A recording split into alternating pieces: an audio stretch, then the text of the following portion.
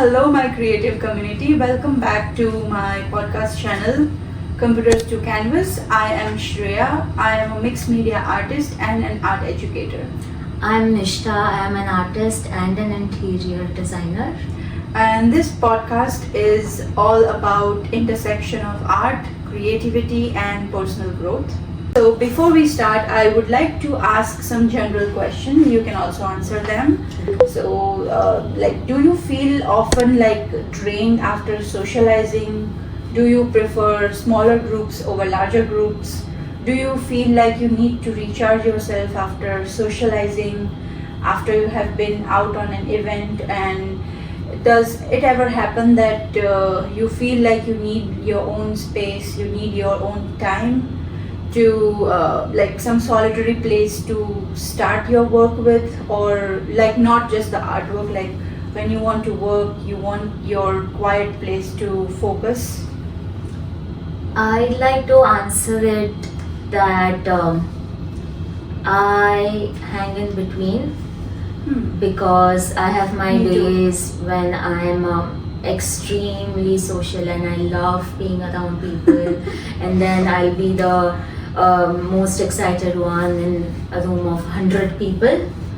I'd love to host events someday, and there comes one fine day then where I'll be just wanting to be myself, but I'll be forced to be somewhere, and I'm not roam around expressive. like a zombie. Yeah, I'm not expressive Been with there. words, but my face says it all. And Yeah, people seeing look me, at you people and then won't they're come like, near me. Who is this zombie? Yeah, I'm a moody. I'm a moody like that. But then people come and say me, why are you so cranky and etc. But I'm like, if you I know just need some recharging time. if you know I'm cranky, why are you just coming? So we both are like just my cats. Yeah. They will play with me when they are in mood, but otherwise if I touch them, yesterday my cat hissed at me. She literally did shh. She did that. Don't touch me. Okay. I think we have cat personalities. Yeah. So yeah, I have a mix of both, but I don't have a serious issue with socializing. I can deal with it. Yeah. I think that's how all introverts are, or ambiverts, I would Yeah. say. Not serious problem with socializing, but then it depends. Yeah, It's it same with me. depends. Yeah, I'm not too bad with people, but I'd like to believe. I I don't know believe about you. others. Yeah, I believe you. I'm good. I'm a good person. Yeah, so just like us, if answers to all of these questions for you is also yes, then this podcast is for you, all my introvert fellow artists. And it's okay to be introvert, and being an introvert, networking can feel intimidating. It can feel an overwhelming experience because you always have to come up with something to talk about, but that can be dealt with. And the truth about networking and meeting people, it's very important because it's very important in general for anyone's growth. We need a community to survive, we need a community to live in. You cannot live all your life by yourself. You need a community, so it's very important, even being as a beginner artist, or if you are an established artist, or even if you are not an artist and you are just working in any other profession. Networking is in a way important for your personal growth, for your professional growth. The 5 practical tips of being a efficient introverted networker. Tip number 1 is mindset shift. So networking is more of a relationship building. We'll go deep into discussing all these tips. Tip number 2 is online networking for introverts. Tip number 3 is navigating in-person networking as an introvert. Tip number 4 is leveraging your strength as an introvert. Tip number 5 is follow up and stay connected. So first is when you think about networking, let's reframe your mindset about the definition of networking. So don't think about it as a forced conversation or an awkward selling yourself promotion kind of conversation. Consider it as a small talk or taking genuine interest in someone's work or in someone. So just consider it as a small talk to build a genuine connection. It can be anything, just go to them, say hi, how are you doing, how was your day, have you been to this kind of event before? And if you are attending for the first time, then you can say it's my first time attending this kind of event.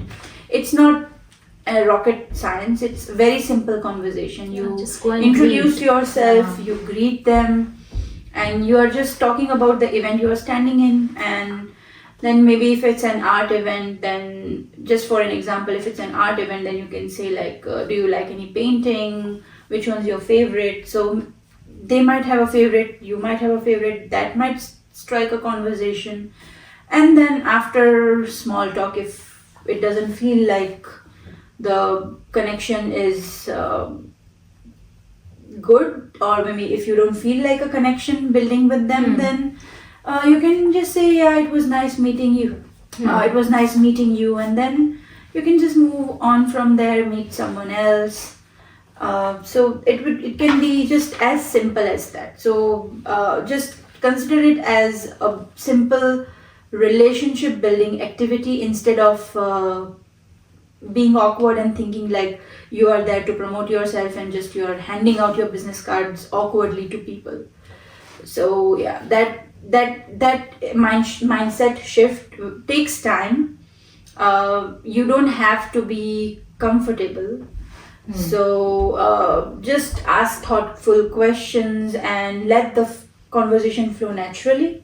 But then over here, are we just talking about professional spaces, professional settings, or is it also like a social gathering of family and friends? So this mindset technique shift can you can apply it anywhere. Like if you are at obligation wedding where you have to like go because they are very close relative and you didn't want to go but you still are there, then just enjoy the venue. Enjoy the food. Enjoy the decoration. Food. Enjoy the food. Just don't take the experience in a negative way. I mean, I understand that you didn't want to go, but then in a social setup, if you had to go, then just, I mean, as per from my experience, all wedding venues are beautiful.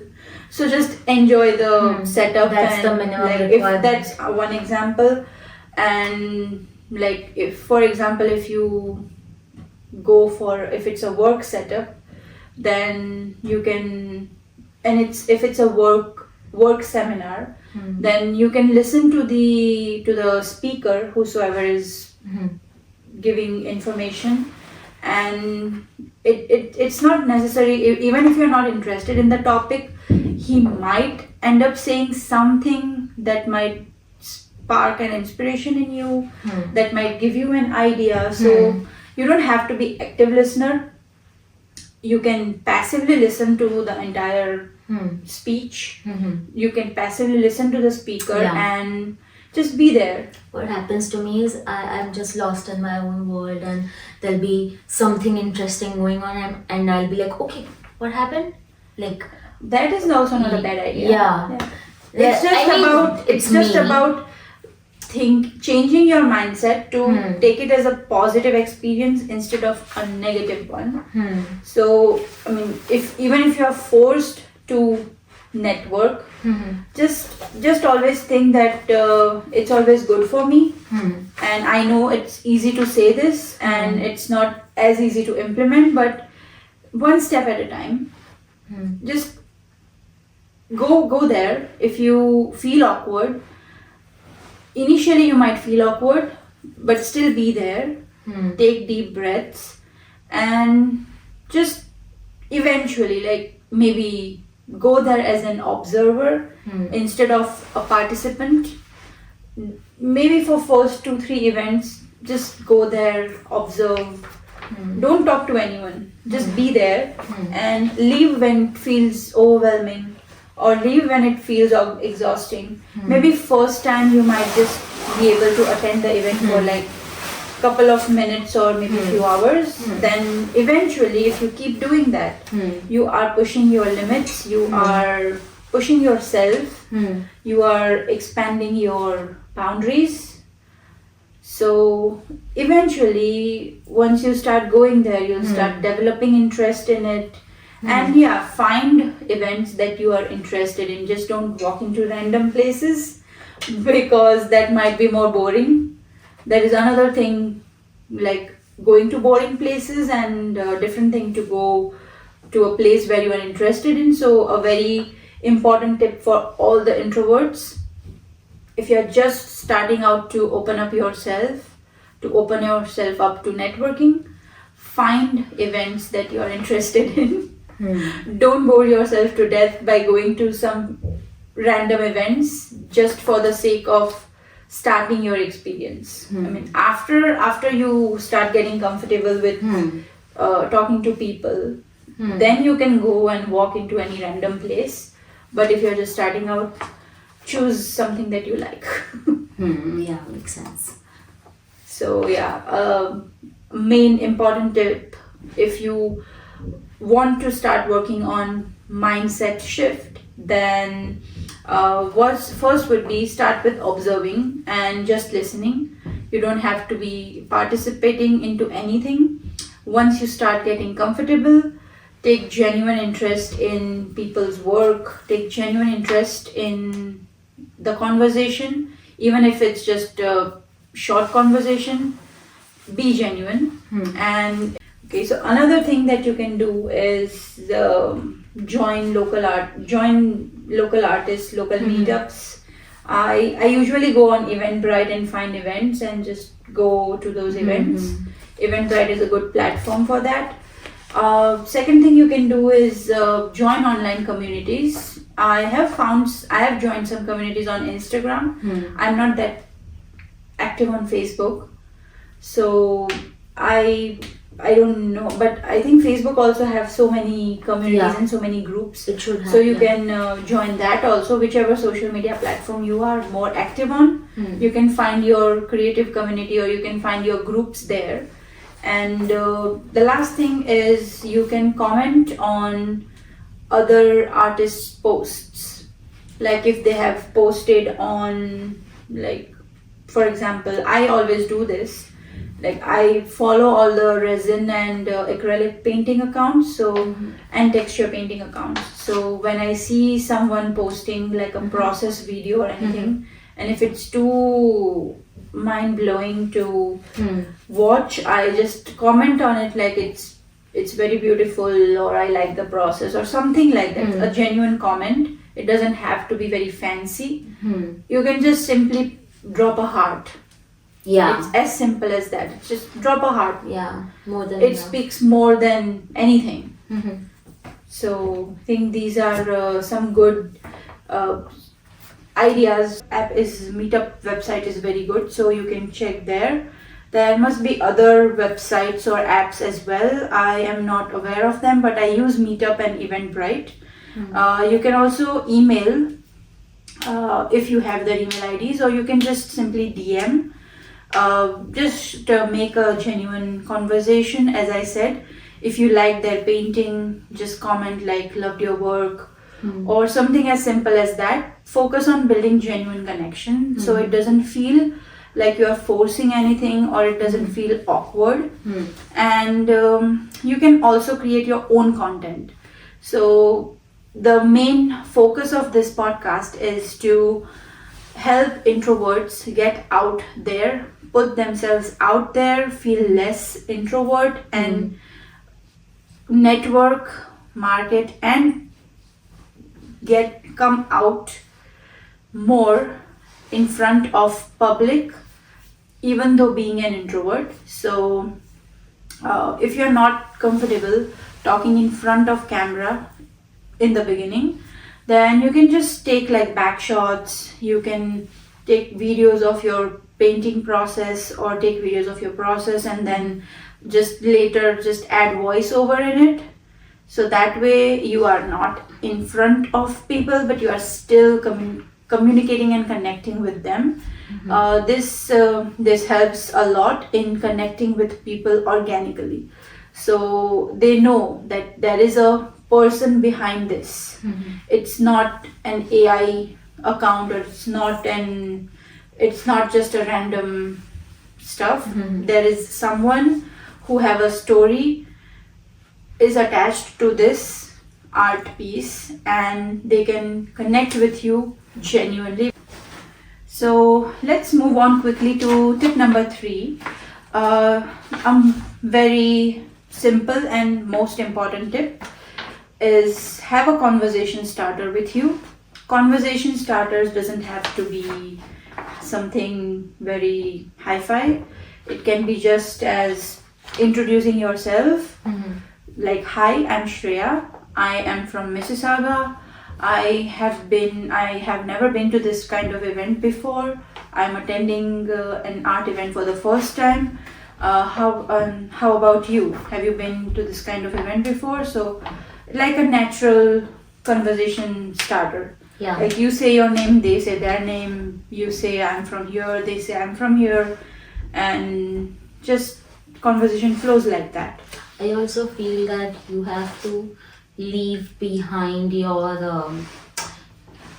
in a way, you have to be secure enough in yourself and Yes. leave aside all the judgments that you Yeah, if prepare it just in helps. your mind, and people just they won't even talk about you when they go home. Yeah, So just people don't care. It's just a Yeah. networking event. yeah, so it's just you You have to stop judging making up a yourself. scenario in your mind. You have to stop judging yourself because the other person might not even be thinking about it. Yeah, that's but what it's I'm just telling, you yeah.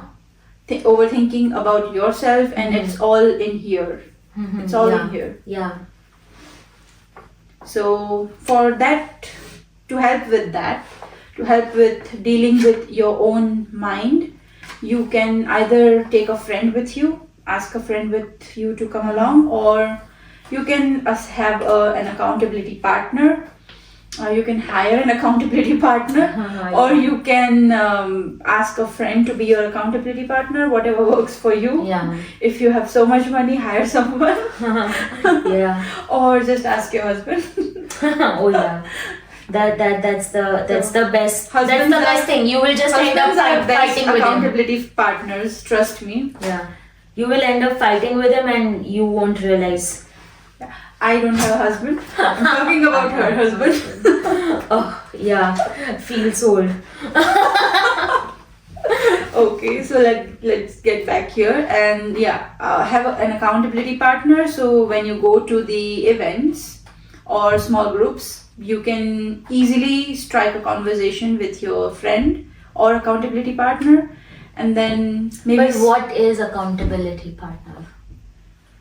That is a very good question. Accountability partner is someone who makes sure that you go to the event, you stay there. Like a not manager. not escape the situation. Okay. Like the event starts Calms at 7. you down. Yeah, calms you down. So event starts at 7. They make sure that you be there around 7ish, and then you stay there. You do your part, and then you leave. Okay. So that's what an accountability partner is for, to take your accountability, to implement your to-do list, to be more comfortable talking to others, networking, being as an introvert. Okay. So who knows you or doesn't have to know you, they know what are your limitations, and they help you overcome the limitation one step at a time. Okay. You don't have to attack at all the limitations at once, but yes, someone who takes your responsibility to check off all the things from your to-do list Okay. That's your accountability Understood. partner. So that's why I said husband. Husband is best accountability partner. But how Or about you have to take care that he completes all the... It that can be other way around. we can have a separate podcast for that. How to take accountability of your accountability partner. But what if someone doesn't want to take that responsibility? Yeah, that's why I said that's a discussion topic for other time. Okay, so next is prepare an introduction. As I've already said, just introduce yourself. They'll introduce themselves, and then the conversation will flow naturally. If it flows, if it's not, then there are so many people in the room. You can go and talk to someone else. And if you feel too overwhelmed, you can just go outside, take few deep breaths, and then again go back in. Or you can just relax, sit at one corner, sit on the chair, and maybe have some water or a vodka. Yeah. And just relax, breathe. Don't panic. You don't have to overthink it. Just be there. That's it. Just be in the moment. Be present. Yeah. And and after that, a very obvious step.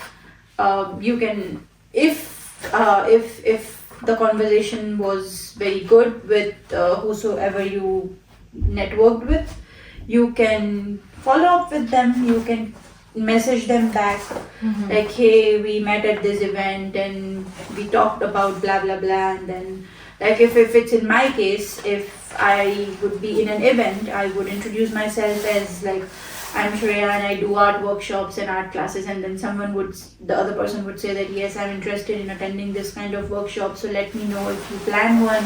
And then after a few days, maybe I plan one. I message them, hey, we met in this event and you mentioned something about being interested in attending a resin workshop, so would you like to join? If you do, then these are the details, and then just leave it on them. Tip number 4, which is another important tip, is don't hide yourself or lock yourself in the room. Collaborate. Tip number 4 is collaborate.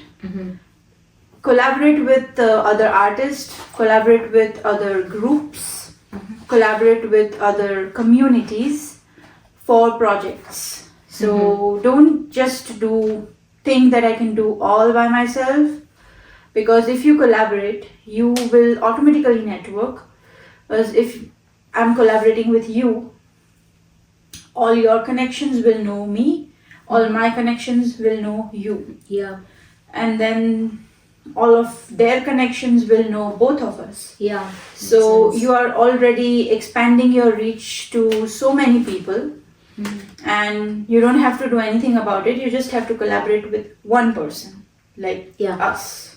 Yeah. So now, collaborate. Like, I do my art workshops, but I still collaborate with other artists. We do workshops together. I have also collaborated with other companies, other artists, other communities. I have collaborated with churches.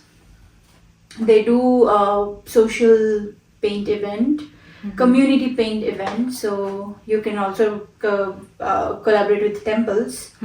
I had a few churches in my area, so I collaborated with churches, and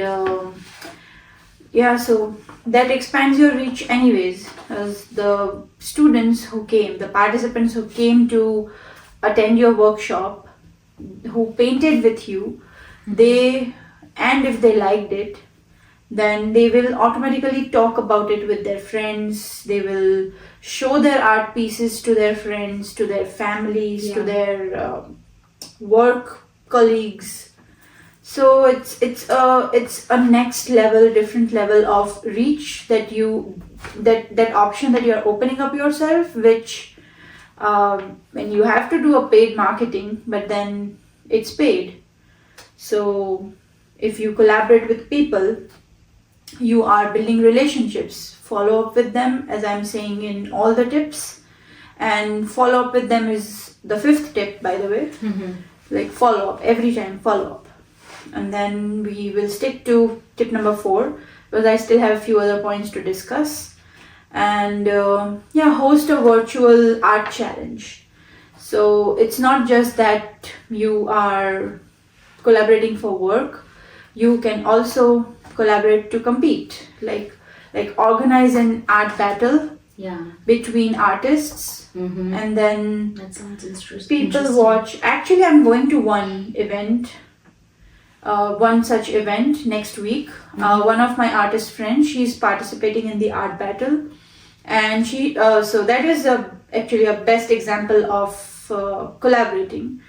I met her through an artist I collaborated with for work. I teach at senior homes, so I collaborated with another artist to teach there, and then she is her friend. So we met the artist that I'm going to attend the art battle. She's her friend, and we met at a celebration party she has organized 2 weeks back. And then I started following her on Instagram, and then she posted a story that she's participating in an art battle. So being an artist, I got interested in just checking out how it is. So I am going next week to that art battle.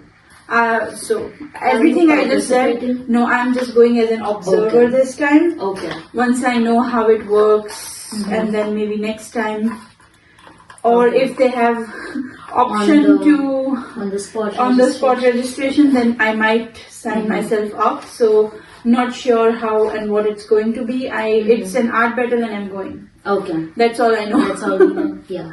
So that's another very good example of collaborating, because you know one person, they know other person, you know that you meet them, and then you just expand your relationship building and your art community.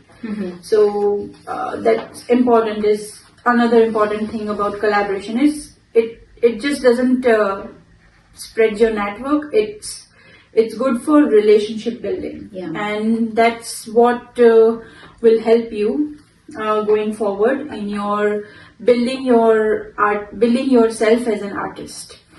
And very last, which I have repeated so many times, and that's our tip number 5, and it is follow up.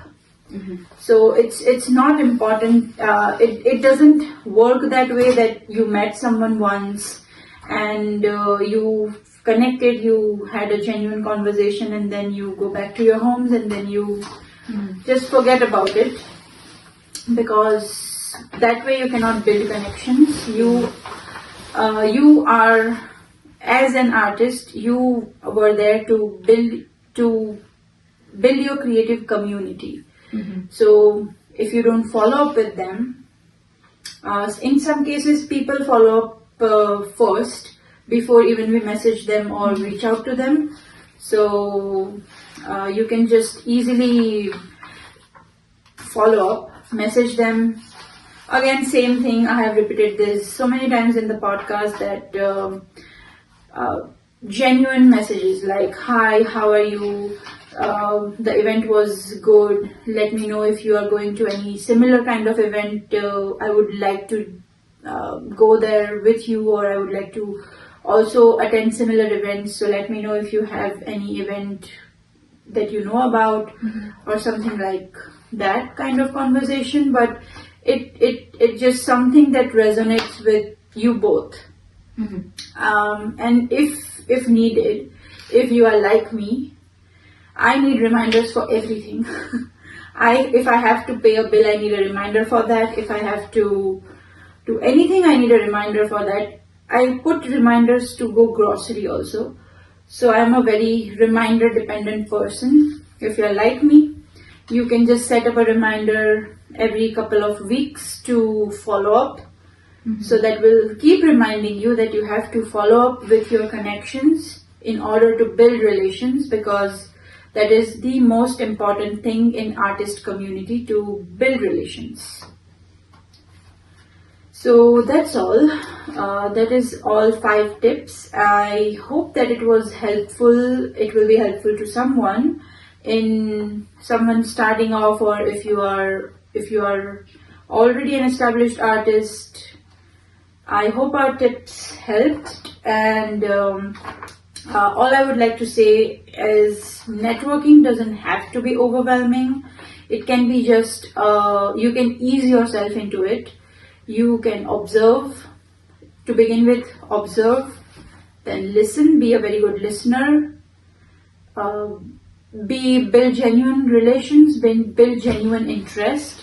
And if you just do this, eventually you will feel comfortable enough to start communicating, to start conversations, to start building the connections. So let us know in the comments how you liked this entire podcast, and if it was useful to you, let us know in the comments. And the usual things, please like, share, subscribe, and share with as many people as you can. Yeah.